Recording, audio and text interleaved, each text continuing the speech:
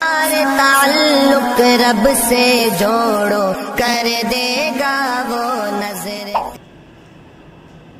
صدق اللہ العظیم۔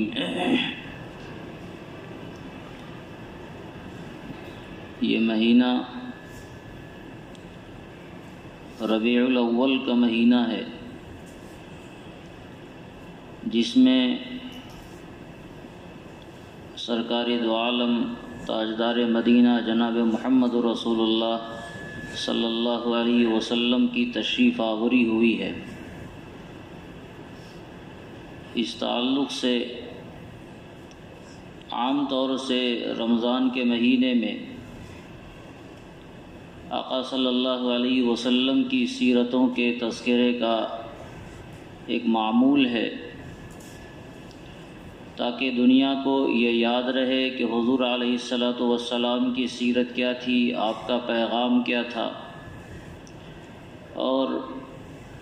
آپ نے دنیا والوں کو کیا دیا۔ گزشتہ ہفتہ بھی آپ کے سامنے اس موضوع پر کچھ باتیں آئی ہیں۔ آقا صلی اللہ علیہ وسلم کی سیرت پاک کوئی ایسی چیز نہیں ہے کہ جس کو ایک دو مجلسوں میں بیان کر دیا جائے اور بات پوری ہو جائے۔ یہ کوئی ایک ذات کی سیرت نہیں ہے، صرف ایک فرد کی سیرت نہیں ہے، بلکہ یہ انسانیت کی ایک عظیم تاریخ ہے، تہذیب و تمدن کی یہ سیرت ہے۔ اللہ رب العزت کے پیغام کے دنیا میں پھیلنے کی ایک تاریخ ہے جو سیرت کے اندر بیان کی جاتی ہے، اور اسی لیے اسے ایک دو مجلسوں میں سمیٹ لینا یہ ممکن ہی نہیں ہے۔ آقا صلی اللہ علیہ وسلم کا تذکرہ لکھنے والے، کرنے والے، بولنے والے 1450 سال سے مستقل کیے جا رہے ہیں، لیکن کوئی یہ نہیں کہہ سکتا ہے کہ حضور پاک صلی اللہ علیہ وسلم کے سیرت کے تذکرے کا حق ادا ہو گیا۔ اللہ کے رسول صلی اللہ علیہ وسلم نے قرآن کریم کے بارے میں اس کی ایک خاص صفت بیان فرمائی، لا تنقضی عجائبہ، کہ قرآن کریم کے جو عجائب و غرائب ہیں، اس کے اندر جو چھپے ہوئے موتیاں ہیں، یہ ختم ہونے والے نہیں ہیں۔ خود اللہ رب ذوالجلال نے فرمایا، وَلَوْ أَنَّ مَا فِي الْأَرْضِ مِنْ شَجَرَةٍ أَقْلَامٌ وَالْبَحْرُ يَمُدُّهُ مِنْ بَعْدِهِ سَبْعَةُ أَبْحُرٍ مَا نَفِدَتْ كَلِمَاتُ اللَّهِ، کہ سارے درختوں کو قلم بنا دیا جائے اور سارے سمندروں کو سیاہی بنا دی جائے، اور پھر اللہ کے علوم و معارف کو لکھے جائیں، تو یہ قلم ختم ہو جائیں گے، یہ سیاہیاں ختم ہو جائیں گی، مگر اللہ تعالیٰ کے علوم و معارف کا کوئی تذکرہ اور اس کا کوئی حق ادا نہیں ہو پائے گا۔ قرآن کریم پر دنیا والے صدیوں سے لکھ رہے ہیں، مگر ہر آن اس کی ضرورت ہے کہ اس کے اندر چھپے ہوئے نکات کو، اس کے علوم معارف کو زمانے کے تقاضے کے اعتبار سے واشگاف کیا جائے، اسے کھولا جائے۔ اور ہر زمانے میں اللہ رب العزت ایسے افراد پیدا کرتے ہیں جو اپنی تقریروں سے، اپنی تحریروں سے قرآن کریم کے علوم و معارف کو اجاگر کر رہے ہیں۔ یہ حال تو قرآن کا ہے، اور صاحب قرآن جناب محمد رسول اللہ صلی اللہ علیہ وسلم کا حال بھی کچھ اس سے مختلف نہیں ہے۔ اما عائشہ صدیقہ رضی اللہ تعالی عنہا سے کسی نے پوچھا کہ اللہ کے رسول صلی اللہ علیہ وسلم کے اخلاق کیا تھے، تو اما عائشہ نے اس سے سوال کیا کہ کیا تم نے قرآن نہیں پڑھا؟ کان خلقہ القرآن، آپ کے اخلاق قرآن تھے، جو کچھ قرآن میں ہے وہ آپ کی زندگی تھی۔ قرآن نے جو پیغام دیا آپ اس کی زندگی اس کا عملی نمونہ تھی۔ آپ جیتا جاگتا قرآن تھے۔ گویا قرآن صامت ہے تو آپ قرآن ناطق تھے۔ اور جب کان خلقہ القرآن ایک صداقت ہے، مبنی پر حقیقت ہے کہ آپ علیہ الصلاۃ والسلام کا پورا وجود قرآن کریم کی تصویر بنا ہوا تھا، تو جب قرآن کے عجائبات ختم نہیں ہو سکتے ہیں تو آقا صلی اللہ علیہ وسلم کی سیرت کا حق بھی ادا نہیں کیا جا سکتا ہے۔ جتنا بھی آپ کے بارے میں تذکرہ کیا جائے، جتنا بولا جائے، جتنی مجلسیں قائم کی جائیں، جتنی کتابیں لکھی جائیں، جتنی لائبریریاں تیار کی جائیں، حق یہ ہے کہ حق ادا نہ ہوا۔ اس ذات گرامی کا تذکرہ کما حقہ کوئی نہیں کر سکتا ہے۔ اور پوری جماعت مل کر، پوری انسانیت مل کر بھی یہ نہیں کہہ سکتی ہے کہ آقا علیہ السلام کی سیرت کا حق ادا ہو گیا۔ وہ بحر ناپیدا کنار ہے، وہ دریائے متلاطم ہے، اس کی موجیں مستقل جوان رہتی ہیں، اس کے اندر مستقل ہیرے جواہرات کے خزانے پنہا ہوتے ہیں، اور ہر آدمی اپنی کوششوں سے وہاں تک پہنچتا ہے اور وہاں سے کچھ چن کر لاتا ہے تو دنیا والوں کے سامنے کچھ نیا کر دکھلاتا ہے۔ آقا علیہ السلام کی سیرت ان تمام چیزوں کو حاوی ہے جس کا تعلق جناب محمد رسول اللہ صلی اللہ علیہ وسلم کی ذات گرامی سے ہے۔ آپ کی پیدائش سے لے کر دنیا سے پردہ فرمانے تک، آپ کی ولادت مبارکہ سے لے کر آپ کی آنکھ کے بند ہو جانے تک، یہ پوری زندگی اور زندگی کا ایک ایک لمحہ سیرت مبارکہ کا اہم حصہ ہے۔ آپ کا بچپن کیسا تھا، آپ کی جوانی کیسی تھی، مکی زندگی میں کیا حالات پیش آئے، مدنی زندگی میں کیا حالات پیش آئے، اپنوں کے ساتھ آپ کا کیا رویہ تھا، دشمنوں کے ساتھ آپ کے کیا معاملات تھے، اپنے آپ کے ساتھ کس طرح کا برتاؤ کرتے تھے، دشمنوں کا آپ کے ساتھ کیا معاملہ تھا۔ اور صرف اتنا ہی نہیں، آپ کے زندگی کے معمولات کیا تھے، آپ کے روز و شب کیا تھے، آپ کا دن کیسے گزرتا تھا، آپ کی رات کیسے گزرتی تھی، آپ کی تنہائیوں کا کیا عالم تھا، جب آپ مجلس میں ہوتے تو کیا عالم تھا، دنیا والوں کے سامنے ہوتے تو آپ کے کیا حالات تھے،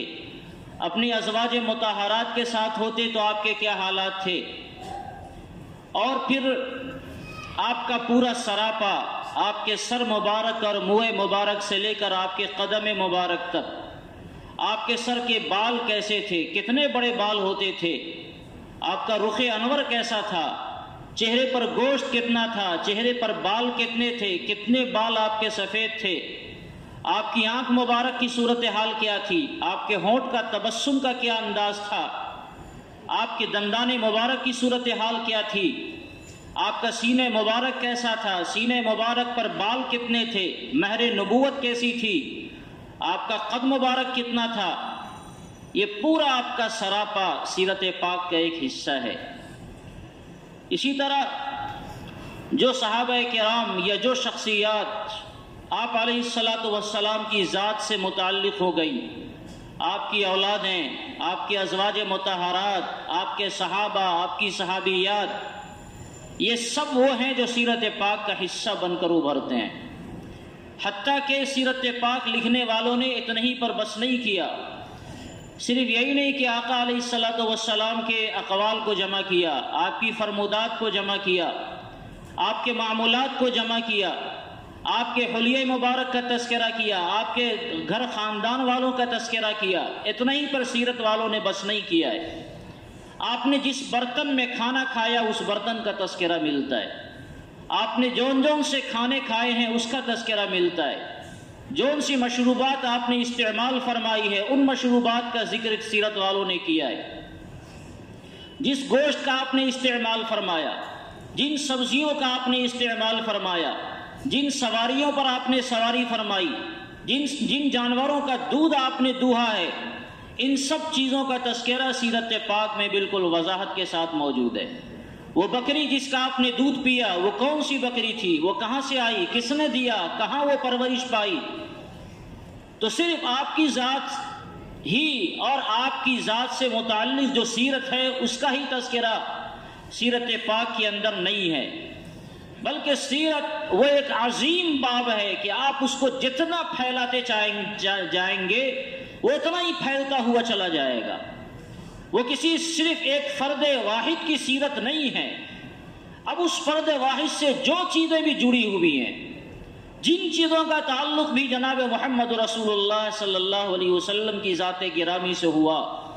ان سب چیزوں کا تذکرہ سیرت پاک کے دائرے میں آتا ہے، اور اہل سیر نے اس کا تذکرہ کیا ہے۔ کہاں کون سا حادثہ آپ کے ساتھ پیش آیا، کون سے واقعات آپ کے ساتھ پیش آئے، کب آپ کا سفر ہوا اور راستے میں کون ملا، اس کے حالات کیا تھے، وہ کون تھا جو آپ سے ملا ہے، وہ سب سیرت کے تذکرے میں آ رہا ہے۔ تو یہ وسیع باب ہے، یہ اتنا عظیم باب ہے کہ اس کو جتنا پھیلایا جائے وہ پھیلتا چلا جاتا ہے۔ اور اسی لیے حضور علیہ الصلوۃ والسلام کی سیرت کا کما حق حق ادا کر دینا یہ کسی کے بس کی بات نہیں ہے۔ کوئی یہ نہیں کہہ سکتا کہ آقا علیہ السلام کی سیرتیں جمع کی گئی، جلدوں میں کتابیں لکھیں گے سیرت پر، لیکن کوئی یہ نہیں کہہ سکتا کہ یہ آخری کتاب ہے اور اس کے بعد سیرت کے کتاب پر، سیرت کے موضوع پر کوئی کتاب لکھنے کی ضرورت اب نہیں ہے۔ یہ نہیں ہو سکتا ہے، اس لیے کہ آپ قرآن ناطق ہیں۔ جس طرح قرآن صامت کے بارے میں حضور علیہ السلام نے فرمایا لا تنقضی عجائبہ، اس کے عجائبات ختم نہیں ہو سکتے ہیں۔ تو جب قرآن کے عجائبات ختم نہیں ہوں گے تو صاحب قرآن کے عجائبات بھی ختم نہیں ہو سکتے۔ آپ کی زندگیوں کے نئے نئے گوشے دنیا والوں کے سامنے ہمیشہ آتے رہیں گے، اور یاد رکھیے ان چیزوں کا جاننا ہر مسلمان کے لیے بھی ضروری ہے۔ آقا علیہ الصلوۃ والسلام کی سیرت کا جاننا علامہ ابن قیم نے لکھا ہے زاد المعاد کے اندر کہ حضور علیہ السلام کی سیرت مبارکہ کو جاننا ہر مسلمان کا فریضہ ہے، اس لیے کہ جو مسلمان یہ چاہتا ہے کہ وہ آخرت کی زندگی کے اعتبار سے کامیاب ہو جائے،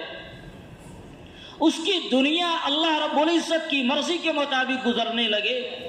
اس کی ذمہ داری ہے کہ وہ جناب محمد رسول اللہ صلی اللہ علیہ وسلم کی سیرت کو جانے۔ اس لیے کہ آپ کی سیرت کو جانے بغیر وہ عمل کیسے کر سکتا ہے، اور حضور علیہ السلام کی سیرتوں پر عمل کیے بغیر اللہ کی رضامندی کو نہیں پایا جا سکتا۔ وَإِن تُطِيعُوهُ تَهْتَدُوا، قرآن کریم نے کہا کہ جو آدمی آقا علیہ السلام کی اطاعت کرے گا اور آپ کی اتباع کرے گا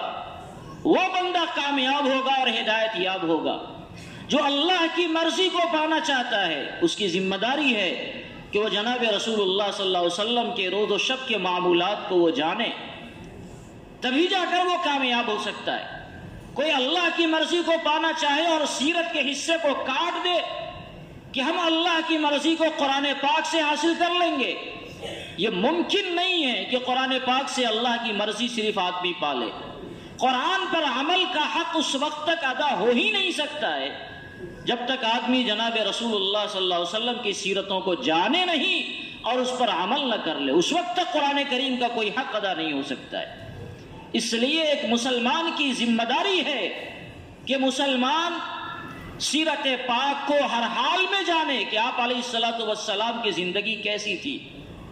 آپ کا اٹھنا بیٹھنا کیسا تھا، لوگوں کے درمیان آپ کا رہنا کیسا تھا، روز و شب کے معمولات آپ کے کیا کیا تھے، اور ان کو جان کر انسان اپنی زندگی میں لائے۔ اور صرف اتنا ہی نہیں کہ حضور علیہ الصلوۃ والسلام کی زندگی کا جاننا ایک مسلمان ہی کے لیے ضروری ہے، نہیں، اللہ رب العزت نے ارشاد فرمایا وَمَا أَرْسَلْنَاكَ إِلَّا رَحْمَةً لِّلْعَالَمِينَ، ہم نے آپ کو ساری کائنات کے لیے رحمت بنا کر بھیجا ہے، سارے عالم کے لیے ہم نے آپ کو رحمت بنا کر بھیجا ہے۔ تو یہ کیسے ہو سکتا ہے کہ آپ رحمت تو سارے عالم کے لیے بنائے گئے اور صرف مسلمان آپ کی سیرت کو جانے؟ دنیا کے ایک ایک فرد کو حضور علیہ السلام کی سیرت کا جاننا انتہائی ضروری ہے۔ کیوں ضروری ہے؟ بہت سارے اس کے اسباب اور وجوہ ہیں۔ اختصار کے ساتھ اگر عرض کیا جائے تو دنیا والوں کو اگر اپنی دنیا کے اعتبار سے بھی کامیابی چاہیے تو اس کامیابی کے لیے جناب رسول اللہ صلی اللہ علیہ وسلم کی سیرت طیبہ کو جاننا انتہائی ضروری ہوگا۔ دنیا میں جتنے بڑے بڑے لوگ آئے، چاہے وہ کوئی ہو، کسے باشد، ہر ایک کی زندگی کے حالات کا جائزہ لیں، ان کے زندگیوں کے کارنامے کو دیکھیں، اس کے نتائج کو دیکھیں کہ اس نے دنیا پر اپنا کتنا اثر ڈالا ہے۔ ایک طرف دنیا جہان کے سارے افراد کو، جو معلوم تاریخ ہے ہمارے پاس، اس معلوم تاریخ میں جتنے بڑے بڑے لوگ آئے، چاہے وہ کوئی بھی ہو، ان کے حالات زندگی کو آپ سامنے رکھیں، اور دوسری طرف جناب محمد رسول اللہ صلی اللہ علیہ وسلم کی زندگی کو آپ سامنے رکھیں۔ آپ کو پتہ چلے گا کہ جتنے کم وقت کے اندر اور جتنے کم اسباب و وسائل کی بنیاد کے ساتھ آقا علیہ الصلوۃ والسلام نے جتنی زیادہ کامیابی حاصل کی ہے، دنیا کی تاریخ میں ایسا کوئی فرد بشر نہیں ہے جس کو آپ علیہ الصلوۃ والسلام کے مقابل میں کھڑا کیا جا سکے۔ آپ نے ایک پیغام دیا دنیا والوں کو، اثر نو پیغام دیا۔ کوئی ایک ایسا نہیں کہ ایک شعبہ زندگی کے اندر آپ نے دنیا والوں کو کھنگالنا شروع کیا ہو۔ زندگی کے ہر موڑ پر انقلاب کی آپ نے دعوت دی، اپنی زندگی کو یکسر بدلنے کی دعوت دی۔ جو لوگ ایک اللہ کو چھوڑ کر سینکڑوں خداؤں کی پوجا کر رہے تھے، ان سے کہا گیا کہ یہ سارے خدا تمہارے بیکار ہیں، ایک اللہ کی عبادت کرنی ہے۔ وہی لوگ ظلم کر رہے تھے، آپ نے انہیں ظلم سے منع کیا۔ وہی لوگ شراب پی رہے تھے، آپ نے انہیں شراب سے منع کیا۔ وہی لوگ جوا اور دوسرے طرح کی بیماریوں کے اندر گرفتار تھے، تو آپ نے ان کی پوری زندگی کو یکسر بدلنے کی ذمہ داری اپنے سر لی۔ آدمی کو ایک انداز سے، ایک شکل کے اندر اگر کوئی محنت کرے تو بڑا آسان ہوتا ہے۔ ہم آپ کو صرف مزدور بنا دینا چاہیں، بڑا آسان ہے۔ ہم آپ کو عالم بنا دینا چاہیں، بڑا آسان ہے۔ لیکن ایک آدمی بیک وقت ہر فرد کو عالم بھی بنا دے، ہر فرد کو فقیہ بنا دے، ہر فرد کو داعی اور مصلح بنا دے، ہر فرد کو معلم اخلاق بنا دے، ہر فرد کو انسانیت کے لیے رہبر اور رہنما بنا دے، ہر فرد انقلابی بن جائے، یہ اتنا مشکل کام ہے کہ دنیا میں آج تک معلوم تاریخ کے مطابق کسی نے انجام دیا ہے سوائے جناب محمد رسول اللہ صلی اللہ علیہ وسلم کے۔ آپ کے علاوہ کوئی دوسرا ہے ہی نہیں۔ جتنا کم وقت آپ کو ملا اور جتنے کم وسائل آپ کو ملے، اور پھر ان کم وسائل میں جتنا بڑا کام آپ نے کیا، اگر ان تینوں چیزوں پر آپ غور کریں تو آپ کو کہنا پڑے گا کہ مدینہ والے ہی ایک ذات ہیں جنہوں نے یہ کام کر کے دکھلایا ہے، اس کے علاوہ کوئی نہیں کیا ہے۔ اب اگر دنیا میں کوئی آدمی انقلاب چاہتا ہے کہ دنیا میں ہمیں انقلاب لانا ہے، کم وقتوں میں انقلاب لانا ہے، کم وسائل کے ساتھ انقلاب لانا ہے، تو ایسے لوگوں کو جناب رسول اللہ صلی اللہ علیہ وسلم کی سیرت پاک کا مطالعہ کرنا انتہائی ضروری ہوگا۔ ایسے لوگوں کو اپنے قابو میں کرنا ہے جو لوگ انتہائی اجڑ تھے، جاہل تھے، ہر اعتبار سے ناکارہ تھے، جن کو دنیا کی متمدن قوموں نے الگ کر دیا تھا۔ جس مقام پر آپ آقا علیہ الصلوۃ والسلام کی بعثت ہوئی ہے، جزیرۃ العرب میں، وہاں کے لوگ اتنے گئے گزرے تھے کہ اڑوس پڑوس کے جو ممالک تھے اور وہاں کے جو بادشاہ تھے روم و ایران وغیرہ کے، انہوں نے عرب کی طرف دیکھنا ہی ختم کر دیا تھا۔ حالانکہ عام طور سے وہاں دنیا میں جنگوں کا رواج تھا، ملکوں پر قبضہ کرنے کا رواج تھا۔ جو بادشاہ طاقتور ہوتا وہ دوسری جگہ جا کے قبضہ کر لیتا اور اپنی مملکت کو وسیع کرتا۔ لیکن عرب کا جو علاقہ جہاں اللہ کے رسول علیہ الصلوۃ والسلام کی تشریف آوری ہوئی ہے، وہ علاقہ اتنا گیا گزرا تھا کہ کسی کو بھی اس کی ضرورت ہی نہیں محسوس ہوتی تھی کہ وہاں جا کر دیکھے۔ وہاں اگر جا کر قبضہ بھی کر لیا تو کیا ملے گا سوائے پتھریلی زمین کے اور رنگریز اور ریگزاروں کے، اس کے علاوہ کچھ بھی نہیں ملنے والا۔ نہ وہاں کی زمین سونا اگلتی ہے، وہ تو اب اگلنے لگی ہے۔ اس زمانے میں سونا بھی نہیں اگلتی تھی وہاں کی زمین، ریگستانی علاقہ تھا، ہر طرف بے آب و گیاہ وادی، نہ کہیں انسانیت کے لیے کوئی آرام کا سایہ ملے اور نہ انسانیت کے لیے کوئی کھانے پینے کی چیز ملے۔ یہ تو زمین کا حال تھا جس کی بنیاد پر عام طور سے حکومتیں زمینوں پر قبضہ کرتی ہیں۔ افراد کا یہ حال تھا کہ وہ کسی قانون کو ماننے ہی والے نہیں تھے۔ ان کے درمیان اتنی لاقانونیت تھی کہ اس کا اندازہ نہیں لگایا جا سکتا. جس کی لاٹھی اس کی بھینس اگر کہا جائے تو یہ شاید اس کی ایک تعبیر ہو سکتی ہے. جو طاقتور ہو گیا وہ دوسرے پر حکومت کرتا تھا، جو طاقتور ہے وہ دوسرے پر حکومت کر رہا ہے. آپ کے پاس طاقت ہے، آپ دوسرے کا مال چھین لیں. عرب کی شاعری میں ایک شاعری کا بڑا حصہ ایسا گزرا ہے جس میں غربت اور ثروت کے درمیان بڑی کشمکش ہوئی ہے. جو غریب حضرات ہیں ان کے پاس کھانے پینے کو کچھ نہیں ہے تو وہ راتوں میں جاتے ہیں، گھروں میں ڈاکے مارتے ہیں، لوگوں کو قتل کرتے ہیں اور مال لاتے ہیں، اور پھر ان کو فخر کے ساتھ اپنے اشعار میں بیان کرتے ہیں کہ میں تو اتنا طاقتور ہوں کہ کسی رات میں کسی گھر میں گھس گیا تو عورتوں کو میں بیوہ کر دیتا ہوں، بچوں کو یتیم کر دیتا ہوں اور صبح ہونے سے پہلے اپنے گھر پہ آ جاتا ہوں. یعنی ڈکیتی بھی کرتے ہیں اور سینہ زوری بھی کرتے تھے، فخر کے ساتھ اس کو بیان کر دیا کرتے تھے. لڑائیاں اتنی ہوتی تھی کہ معمولی بات پر ہماری مرغی آپ کے کھیت میں دانا چگ گئی، اس کے لیے برسوں لڑائیاں ہوئی. اب ایک جانور کسی کے کھیت میں دانا چگے گا تو کتنا چگے گا، لیکن اس کے لیے برسوں لڑائیاں ہوتی تھی اور نسلوں میں وصیت کر کے لوگ جاتے تھے کہ بھائی میرا بدلہ تم کو اس نسل سے لینا ہے. ایسی اجٹ قوم کو اپنے قابو میں کر لینا اور اتنا جانثار بنا دینا کہ کہا جائے کہ سجدہ ریز ہو جاؤ تو سبھی سجدہ ریز ہو جائیں، اور کہا جائے کہ تلوار لے کر میدان جنگ میں کود جاؤ تو سبھی اپنی جان دینے کو تیار ہو جائیں. یہ اتنا آسان نہیں تھا، لیکن جناب رسول اللہ صلی اللہ علیہ وسلم نے صرف 23 سال کی مدت، اور اس 23 سال میں بھی مکی زندگی کو نکال دیں جو مستقل پریشانیوں کا زمانہ تھا، تو صرف 10 سال کی مدت میں آقا علیہ الصلوۃ والسلام نے یہ کارنامہ انجام دے دیا کہ جو طاقتیں، جو قوم دنیا کے کسی بادشاہ کے زیر نگی آنے کو تیار نہیں تھی، آقا علیہ الصلوۃ والسلام نے ایسا جانثار اور ایسا فرما بردار بنایا کہ حضرت عروہ ابن مسعود ثقفی ایک مرتبہ حضور علیہ السلام کے دربار میں جاسوسی کرنے کے لیے آئے تو جا کر جو رپورٹ پیش کی اپنے لوگوں کے درمیان وہ یہ تھا کہ میں دنیا کے بڑے بڑے بادشاہوں کے دربار میں گیا ہوا ہوں، میں نے بڑے بڑے بادشاہوں کے غلاموں کو اور فرما برداروں کو دیکھا ہے، لیکن اتنا فرما بردار تو دنیا میں کہیں نظر نہیں آتا. آپ بات کرتے ہیں تو صحابہ ایسے سنتے ہیں کہ لگتا ہے ان کے سروں پر پرندہ بیٹھا ہوا ہے، ہلیں گے تو اڑ جائے گا. آپ وضو بناتے ہیں تو آپ کے وضو کا پانی لینے کے لیے لوگ آپس میں اس طرح دوڑتے ہیں کہ اس وضو کے جھوٹے کو لینے کے لیے گویا لوگ آپس میں لڑ پڑیں. آپ کے منہ مبارک سے پانی نہیں نکلتا کہ لوگ اسے اپنے ہاتھوں میں لیتے ہیں اور اپنے بدن پر ملنا فخر سمجھتے ہیں، باعث برکت سمجھتے ہیں.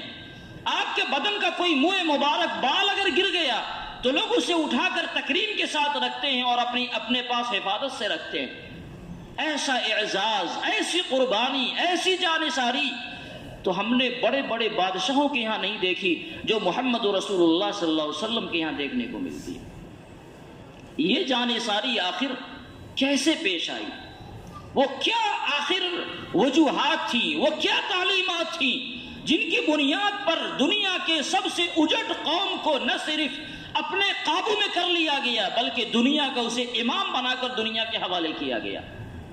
اگر دنیا کو حکومت کرنا ہے تو اسے جاننا چاہیے کہ وہ کیا راز تھا جس راز کی بنیاد پر نبی پاک علیہ الصلوۃ والسلام نے دلوں پر حکومت کی تھی، اور اس کے لیے مطالعہ سیرت کی انتہائی ضرورت ہے. اس کے علاوہ ایک اور بڑی چیز یاد رکھیے گا، عرب ہمارے ہندوستان میں بھی خوب ہو رہا ہے.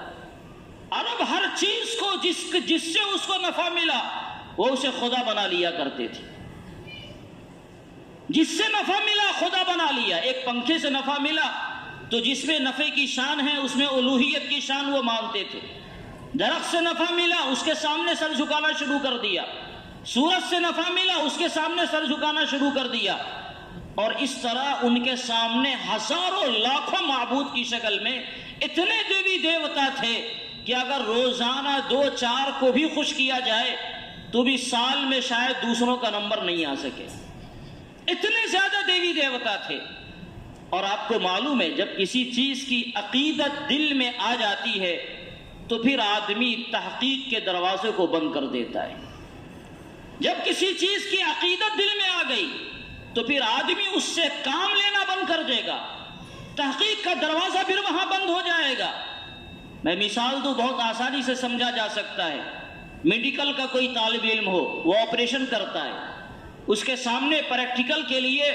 مردوں کو رکھا جاتا ہے، وہ اسے چیڑ پھاڑ کرتا ہے، کبھی گردن الگ کر دیا، کبھی پیٹ کو ادھر سے ادھر کر دیا، کبھی اس کی دھڑ الگ کر دیا، اور بڑی آسانی سے وہ اس پر چاقو چلاتا ہے اور ادھر سے ادھر کاٹتا ہے، اور ذرہ برابر بھی احساس نہیں ہوتا کہ یہ بھی کسی کا باپ ہوگا۔ لیکن اگر اس کے سامنے اس کے باپ کو لیٹا دیا جائے اور یہ کہا جائے اب اس پر تم وہی کام کرو جو کسی اجنبی مردے کے اوپر کر رہے تھے، اس کے سینے کو چاک کرو، اس کے پیٹ کو چاک کرو اور پھر اس سے سیکھو، تو کتنوں ہمت والا طالب علم ہوگا وہ اپنے باپ کے اوپر ریسرچ نہیں کر سکتا ہے، اس کا دل الاؤ نہیں کرے گا، اس کی عظمت الاؤ نہیں کرے گی۔ یہ ہمارا باپ ہے، یہ مر گیا، تب اس کو احترام کے ساتھ لے جا کر قبرستان میں ڈالیں گے کہ اس کو تحقیق کا موضوع بنائیں گے؟ نہیں کر سکتا ہے۔ جب انسان کے اندر عقیدت آ جاتی ہے تو پھر اس پر تحقیق نہیں کر سکتا ہے۔ جس زمانے میں قرآن کریم کا نزول ہو رہا ہے، ہر چیزوں کی عقیدت لوگوں کے دلوں میں بیٹھی ہوئی تھی، جس سے نفع ملا اس کو الہ بنا لیا، معبود بنا لیا، اور اس کا انجام یہ ہوا کہ اس کی عقیدت ایسی بیٹھ گئی کہ اس سے کام کرنا اور اس سے نفع واقعتاً حاصل کرنا یہ دشوار ہو گیا۔ اسلام آیا، اسلام نے کہا کہ تمہارا معبود صرف ایک معبود ہے، ایک ذات ہے جو عبادت کے لائق ہے، اس کے علاوہ کوئی عبادت کے لائق نہیں ہے، اور دنیا جہاں کی ساری چیزیں صرف زمین ہی میں نہیں، آسمان میں، پہلے آسمان میں نہیں، ساتوں آسمان میں، یہ ساری چیزیں تمہارے نفع کے لیے بنائی گئی ہیں اور تمہارے قابو میں کر دی گئی ہیں، تمہارے لیے مسخر کر دی گئی ہے۔ اللہ رب العزت نے ارشاد فرمایا هو الذی خلق لکم ما فی الارض جمیعا، زمین کی تمام چیزیں تمہارے نفع کے لیے، یہ تمہارا معبود نہیں ہو سکتی۔ اللہ رب العزت نے ارشاد فرمایا سخر لکم ما فی السماوات وما فی الارض جمیعا من، صرف زمین ہی نہیں، آسمان کی چیزوں کو بھی اللہ نے تمہارے لیے مسخر کر دیا اور تمہارے قابو میں دے دیا، اب اس سے جتنا نفع چاہو حاصل کرو۔ اللہ رب العزت نے عقیدت کو ختم کیا دنیا جہان کی تمام چیزوں سے کہ یہ چیزیں تمہارے لیے مرکز عقیدت نہیں ہو سکتی، یہ تو تمہارے فائدے کے لیے بنائی گئی۔ اور جب اللہ رب العزت نے یہ اعتقاد دنیا والوں کو دیا، توحید کا یہ پیغام دیا، تو آپ جانتے ہیں کہ اس کا کتنا بڑا فائدہ ہوا۔ اس کا فائدہ یہ ہوا کہ جب تک دنیا درخت کو اپنا معبود بنائی ہوئی تھی، تب تک کسی کی ہمت نہیں تھی کہ درخت کے اوپر کلہاڑی چلاوے، کیونکہ درخت ہمارا خدا ہے، کلہاڑی چلائیں گے تو ناراض ہو جائے گا، ایسا نہ ہو کہ کوئی وبال ہمارے اوپر آ جائے۔ لیکن جب اللہ نے یہ تصور دیا کہ یہ درخت تمہارے لیے معبود نہیں ہے، تمہارے فائدے کی چیز ہے، اس سے جو چاہو تم کام لے سکتے ہو، یہ تمہارے قابو میں کر دی گئی ہیں، تو اب آدمی اس لکڑی کا کبھی دروازہ بنا لیتا ہے، کبھی پلنگ بنا لیتا ہے، کبھی کھڑکی بناتا ہے۔ کیوں؟ اس لیے کہ اب ریسرچ کرنا اس کے لیے آسان ہو گیا، اس لیے کہ اس کی عظمت اس کے دلوں سے ہٹا دی گئی ہے۔ میں کہنا کیا چاہ رہا ہوں، آج دنیا میں جتنی سائنسی ترقی ہے اور دنیا والوں نے جتنی زیادہ ترقی کی، ریسرچ کیا، اس کو اس سے ملایا، اس کو اس سے ملایا، اور پھر یہ بنایا وہ بنایا، اگر وہی تصور ہوتا جو تصور ہمارے ہندوستان کے اندر بھی ہے کہ جس سے نفع ملے اس کو خدا بنا لو، تو جب انسان کسی چیز کو خدا بنا لے گا تو اس پر چھری نہیں چلا سکتا ہے، اس کو آگ میں نہیں ڈال سکتا ہے۔ لیکن اللہ رب العزت نے یہ پیغام دیا، جناب محمد رسول اللہ صلی اللہ علیہ وسلم کی یہ تعلیم ہوئی کہ اے لوگو، تمہارا خدا ایک ہے، توحید کے تم قائل ہو جاؤ، اور دنیا جہان کی ساری چیزیں تمہارے نفع کے لیے بنائی گئی۔ جب نفع کے لیے بنائی گئی تو اب انسان اس سے نفع حاصل کرتا ہے، اور تحقیق کا ایک دروازہ کھلا جس کی وجہ سے ہزاروں لاکھوں کی تعداد میں چیزیں وجود میں آئی اور آج بھی آ رہی ہے۔ اگر دنیا والوں کو اس توحید کا راز جاننا ہے تو سیرت کا مطالعہ کرنا پڑے گا، اس کے بغیر نہیں ہو سکتا ہے۔ اگر آپ اسلام کی اس تعلیم کو ہٹا دیں اور توحید کا قائل ہونا بند کر دیں اور پھر وہی قول اختیار کریں جو عرب کے زمانے میں تھا یا جو ہمارے ہندو بھائیوں کے یہاں ہیں، تو پھر وہیں سے ساری تحقیق کے دروازے بند ہو جاتے ہیں۔ ایک چیز اور بھی ذہن میں رکھیے، آج کی دنیا کو اس لیے بھی ضرورت ہے سیرت کا پیغام سنانے کی اور یہ جاننے کی، اس لیے کہ آج کی دنیا نے ایک اعلان کیا ہے، پوری دنیا کو گاؤں بنا دیا جائے، گلوبلائزیشن کا دور ہے، پوری دنیا مٹھی میں کر لو اور پوری دنیا کو ایک نظام کے ساتھ چلاؤ۔ اب ایک نظام کے ساتھ اگر پوری دنیا کو چلانا ہے انصاف کے ساتھ، تو اس کے لیے چند چیزوں کو آپ کو کرنا ہی پڑے گا۔ انسان میں مساوات کو قائم کیا جائے اور غیر برابری کو ختم کیا جائے۔ یہ کالا ہے تو تحقیر ہو گیا اور یہ گورا ہے تو عظیم ہو گیا، یہ امریکہ میں پیدا ہوا تو عظیم ہو گیا اور یہ افریقہ میں پیدا ہوا تو حقیر ہو گیا،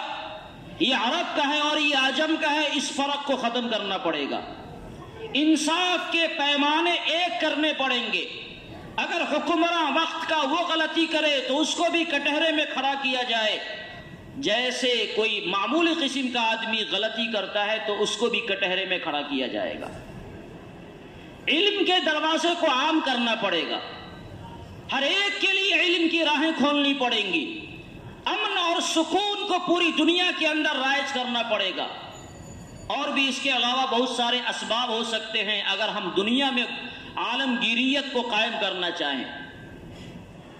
ایک طرف یہ ضرورتیں ہماری ہیں، دوسری طرف آپ دیکھیں کہ دنیا کے کس قانون میں یا کس مذہب کے اندر اس کی صلاحیت ہے کہ پوری دنیا کو ساتھ لے کر وہ چلنے والا ہو۔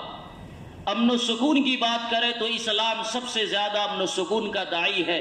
اور اس نے اتنا سکون دیا دنیا والوں کو کہ ایک عورت میلوں کا سفر کر جاتی ہے تنے تنہا اور زیورات کے ساتھ، اور اس کے زیور کی طرف اور اس کی عزت کی طرف کوئی نگاہ اٹھا کر دیکھنے والا نہیں ہوتا ہے۔ اسلام نے برابری کا پیغام دیا تو آقا علیہ السلام نے فرمایا لا فضل لعربی علی عجمی ولا عجمی علی عربی، کوئی عرب میں پیدا ہو گیا تو وہ ہندوستان میں پیدا ہونے والے سے افضل نہیں ہو سکتا ہے، الا بالتقوی، ہاں اگر کسی میں تقوی ہے تو اس کی بنیاد پر وہ افضل ہوگا۔ مساوات اور برابری کی تعلیم اسلام نے دی، عدل و انصاف کی تعلیم اسلام نے دی کہ آقا ہو یا غلام ہر ایک کو ایک قانون کے ساتھ جینا پڑے گا اور چلنا پڑے گا۔ آقا علیہ السلام نے فرمایا کہ اگر فاطمہ بنت محمد بھی چوری کر لے تو اس کے بھی ہاتھ کاٹے جائیں گے۔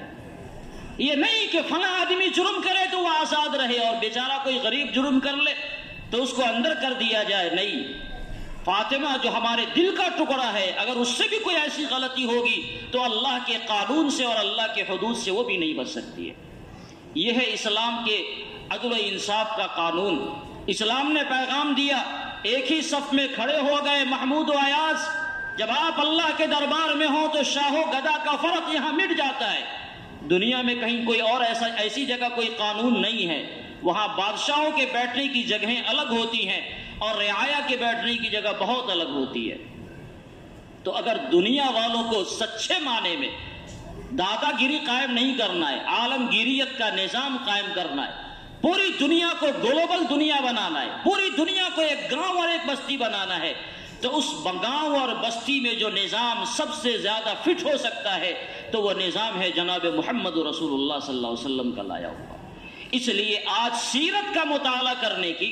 اور سیرت کو جاننے کی ضرورت نہ صرف مسلمانوں کو ہے بلکہ دنیا کے ایک ایک فرد کو اس کی ضرورت ہے کہ وہ سیرت کا مطالعہ کرے اور وہ دیکھے کہ دنیا میں عدل و انصاف کیسے قائم ہو سکتا ہے، وہ دیکھے کہ دنیا میں برابری کیسے قائم ہو سکتی ہے، وہ دیکھے کہ دنیا میں توازن کو کیسے برقرار رکھا جا سکتا ہے، وہ دیکھے کہ دنیا میں علم کے دروازے کو کیسے کھولا جا سکتا ہے، وہ دیکھے کہ دنیا میں توازن اور انصاف کو اور امن و سکون کو ہر گھر تک کیسے پہنچایا جا سکتا ہے۔ اس کو سمجھنے کے لیے سیرت کا مطالعہ انتہائی ضروری ہے۔ افسوس ہے کہ ہم مسلمان بھی سیرت کا مطالعہ نہیں کرتے، کبھی وقت آ گیا تو سن لیا اور سن کر ایک کان سے دوسرے کان سے نکال دیا، لیکن اس کی کبھی توفیق نہیں ہوتی ہے کہ ہمیں اپنے آقا جناب محمد رسول اللہ صلی اللہ علیہ وسلم کی زندگی کیا ہے اس پر کچھ پڑھنا چاہیے، جو حضرات جانکار ہیں ان سے مشورہ لینا چاہیے، کتابوں کا انتخاب کرنا چاہیے، اور آقا علیہ السلام کی زندگی کا ایک گوشہ ہمارے سامنے ہونا چاہیے۔ ہم اس بات سے بالکل عاری ہو چکے ہیں، یہ اس معاملے میں ہم سب مجرم ہیں، ہمیں اپنے جرم کا احساس کرتے ہوئے اس جرم سے اپنے آپ کو باز رکھنا چاہیے۔ کریں گے نہیں انشاءاللہ۔ نوجوانوں نے ایک